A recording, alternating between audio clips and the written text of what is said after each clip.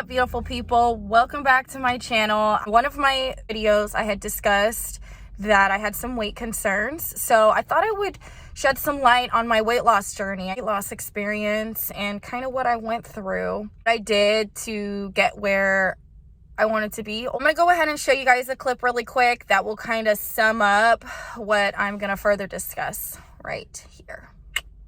Today is July 28th, and I found out that I have diabetes, or at least they said my numbers are in the diabetes range. I'm not pre-diabetic. I have officially started taking medications today as well. I'm trying to be very proactive with it. Actually, today I'm also going to start the Keto Diet. I'm going to start doing that as well, and hopefully with that meds, eating well. I'm trying to incorporate some exercise into my routine. Hopefully that will be my answer.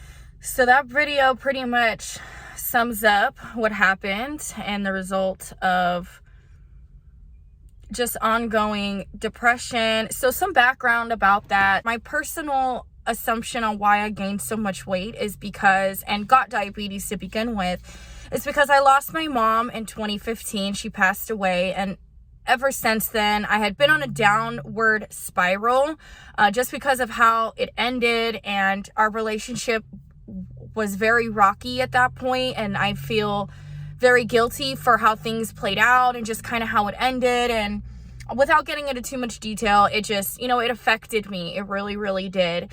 And it just made me go downhill from there. I literally stopped taking care of myself. I started doing a bunch of things that was working against my health. When I was in high school, I was about 120 pounds. And at the time of that video, I was probably about 190. That's just to put it in perspective. In my last video, I had said I lost about 70 pounds. That was exaggerated. When I thought about it, I was like, wait, there's no way you lost 70 pounds, because that was 70 pounds from when I was in high school till now, which was a long time ago, over 10 years, okay? So I'm not going to use that as my starting weight, but I was at 190 and now I am at about 145. So I've lost about 55 give or take pounds, okay? So close to 70, but not quite. So I've lost 55 pounds since that video. It's almost been 2 years now. This year will make it 2 years. And another coincidence is that video was actually taken, and I found out about a week after my birthday. I had just turned 28.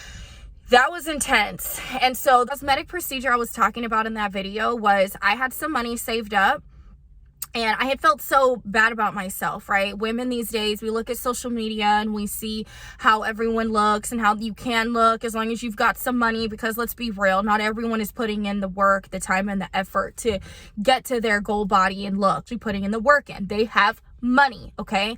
So I had some money, and I was like, I think I want to treat myself, and I'm gonna do something to make me feel good about myself, right? I worked hard for that money. It wasn't given to me from anyone.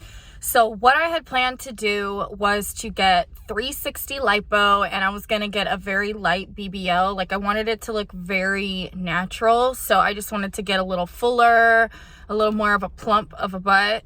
And obviously wanted to take away a lot of my fat that I had gained over time. So with that being said, everything was pretty much already ready to go with the doctor I had chose. It was going to be in LA, and I'm in the San Francisco Bay Area. So I had found a plastic surgeon in LA, and I had a date scheduled already. I was just going through the motions of finalizing everything. I hadn't made my down payment yet. I don't know. The office I had selected was really weird. I would never go to them if I ever decided in the future to do a cosmetic or plastic surgery procedure. I would not choose this doctor in the future just because of the experience I had with them. So I already had the appointment scheduled. I already had my surgery booked. I was just going through the motions of getting everything finalized. This was going to be an out-of-town procedure, so I needed to make sure everything was in line. I was getting my hotel together. I was figuring out my drive there, who was going to take care of me. The only thing I had left to do on my to-do list was to get my blood checked. So you have to go through your blood paneling and, check your heart rate, make sure that's okay, make sure your blood work looks normal, nothing to be concerned about, make sure there's no underlying health concerns that they need to know about, so on and so forth. So I went in, had my regular blood check routine, but the thing is I don't normally do that either. So this is something that was done many, many years since the last time I had had my blood checked. Because I wasn't very diligent with my blood work, even when I had medical insurance, I never actually got my routine blood work done. So that's my first fault. My second fault was I knew that diabetes runs in my family. I didn't take good care of myself. So that was my second fault. And then my third fault was I just knew that what I was doing on a daily basis wasn't contributing to any healthiness. I was contributing to the complete opposite. I was eating bad. I was going out and partying all the time. So fast forward, I get my blood work taken. The next day, the doctor calls me and she tells me that I have diabetes. I'm not a pre-diabetic. I am a diabetic because my numbers were like skyrocketed, very high. I think my A1C level was like an 8, and for pre-diabetes, I believe you're like a 5 to like a 6.5 or 7. So like a 5 to 7 is pre-diabetes. Anything over the 7 or 6.5, you're considered a diabetic, 100%. So at that point, I just immediately, it was a life-changing moment. I was like, this is real. This can really happen. You know, you don't realize that your diet and exercise and things like that really do make a huge difference. I mean, obviously, you know, you're supposed to be on a good diet. You're supposed to eat well. You're supposed to exercise. Like, that's obvious, right? But you don't realize, like, that, like me as an individual, I didn't realize that that was really true. Like, you really need to not work out, but you need to exercise and you need to eat well if you want to stay healthy. And I didn't do that. I did the complete opposite. So that was my life-changing moment where I was like, okay, I'm already sick and ill, right? And I, you know, looking at it, I know the signs were there for the sickness. You know, I was always thirsty. I was always stinking hungry.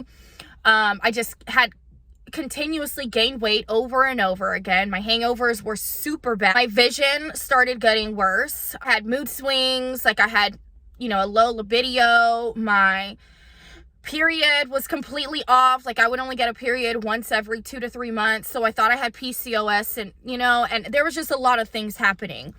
So the doctor gave me a couple options. She said, you know, you can just go ahead and take medication and hope that everything goes back to normal. Of course, you would have to change your diet. You'd have to exercise and so on. You can take the route of no medication and just completely changing your life habits on your own.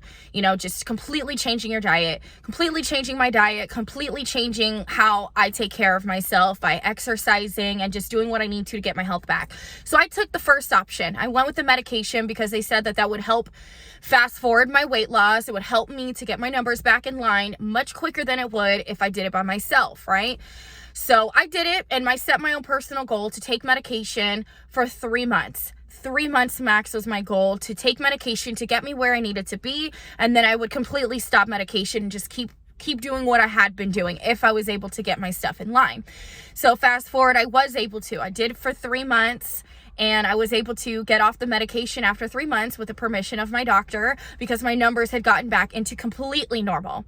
The other thing that was an issue at the same time too is I had elevated liver enzymes. So they believe that that could have been due to a number of things, but the first thing would be to eliminate the concern of diabetes. And once you can eliminate that concern, then you can focus on the next issue. So they just recommended that I take complete care of the diabetes side, and then that should also help with the liver side of things, if that is what was causing my high liver enzymes. So after multiple months, maybe it took a little longer to get the liver enzymes back into the safe zone, but that took about 6 or 7 months. So it was a little bit longer, but you know, I just kept redoing what I was doing. I started exercising, and when I mean exercise, literally all I did was go on walks. I went on walks. I started slow. I went on hikes. I just walked slow, and then I would start to get up more and more. You know, wear your smartwatch, and it tells you when your heartbeat is getting up high because you want your heartbeat to get higher. So that was one thing I was focused on, was getting a higher heartbeat on my walks, and I was not running. I was walking at a fast-paced walk. I was doing about 1 to 1.5 miles a day, but on my hikes we could easily do like 2 to 3, maybe 4 miles, right, on the whole hike. And that's really good, and that made a humongous difference. So literally all I did was take medication for 3 months, completely dieted. I went on the keto diet. I wasn't very hardcore with it, very mindful about what I was putting in my body. You know, I wasn't eating all these carbs. I wasn't eating all these sugars. I was switching my sugars. I was switching my proteins. I was eating more greens. I was trying to incorporate fruit in my diet. You know, I completely changed up what I was doing before. Prior to that, what I was doing, my idea of self-care was eating a bunch of fast food, McDonald's, Jack in the Box, Popeyes, Wingstop. Like, that was my go-to on a daily basis. I very rarely cooked for myself.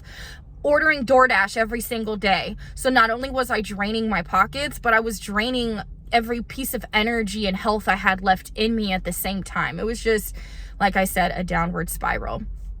So with all of that, I mean, the diet, the exercise, the medication, and just the consistency of things got me back into my normal health, weight, and, you know, thriving for the most part. I feel like I have so much energy most of the time, even when I'm super, super tired. Like, I have plenty of energy now. I wake up super early. I'm ready to start my day at 5, 6 a.m. in the morning now. You know, I eat generally much better. Now I have incorporated carbs back into my diet because now I know how to control it. That's the thing. You can do it in moderation. And that is where I messed up, is I did not do it in moderation. So that was my thing. And I know now, I know every single thing I did wrong. Looking back, I know 100% it was self-inflicted. I knew this is something that ran in my family, and I knew I needed to take care of myself. And just because I was grieving, it was a complete excuse to go on this downward spiral. And that's just not okay, right? It happens. And I'm so thankful that I was able to pull myself out of that hole without the support of anyone. I literally did all of that myself. You know what I'm saying? But that's all I got for you guys today. Thank you guys so much for tuning in to this video. I hope you got some kind of value from it. If you are struggling with weight loss issues, I guarantee you, if you just focus on your diet, I know that is the hardest part. I mean, the hardest part in itself is just going through everything. Just the diet and the exercise alone is the hard part, but that is the answer. I guarantee you. We don't need surgeries. We really don't, okay? It starts with your diet and it starts with your exercise. Just go on walks. Start slow if you need to. And I guarantee you, the more effort you put into it, the better you will begin to feel. And it's literally a guarantee. I promise you. You guys got this. If you have any more questions, feel free to drop them in the comments below. If you enjoyed this video today, please make sure to like, comment, and subscribe, and I'll be back again soon. Thanks.